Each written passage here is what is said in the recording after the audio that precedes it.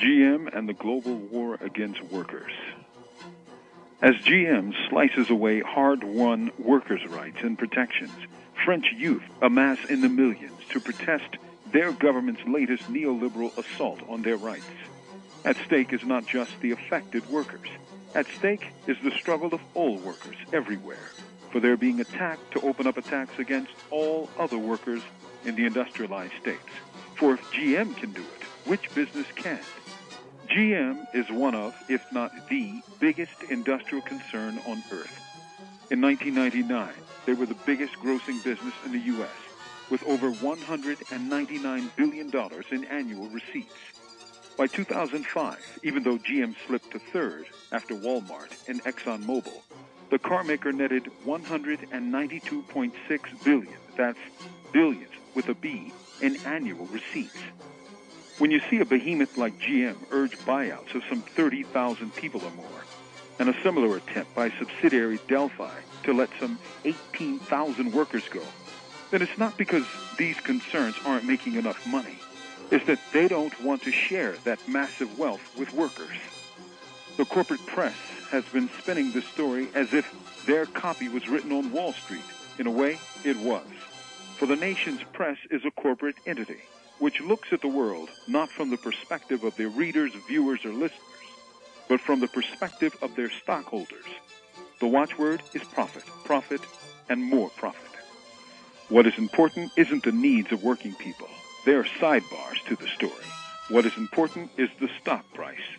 Is there any wonder that people are shedding their addiction to newspapers by the day? We have been deluged with stories of the impending bankruptcy of Delphi and its ongoing dispute with the United Auto Workers. How many of us have read about the suit filed by Appaloosa Management LP?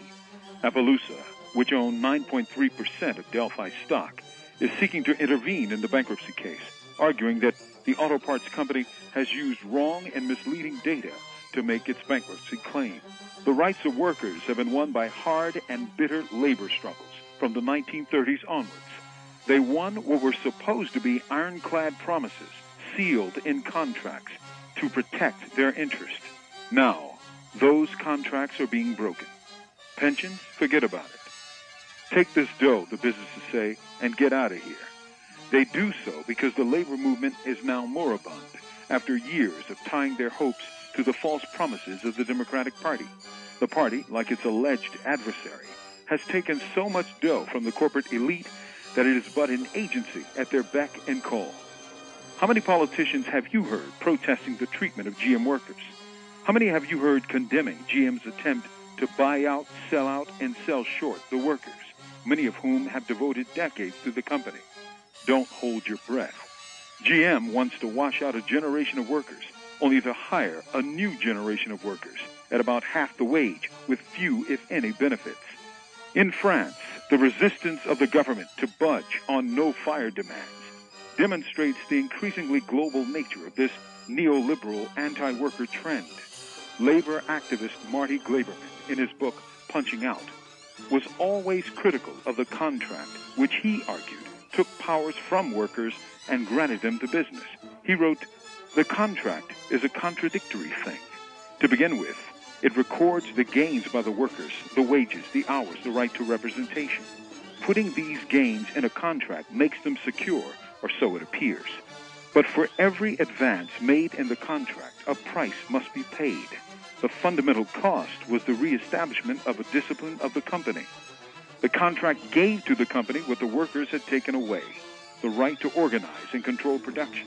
The complete recognition of a grievance procedure meant the establishment of a structure of red tape where the worker lost his grievance. To end the constant battle over members, the union won the union shop and the dues checkoff, and paid by removing the union another step from its membership. The GM Delphi moves prove it's time for the unions to fight back rather than continue the same old losing strategies. The only solution is to use its labor power and strike." From death row, this is Mumia Abu-Jamal.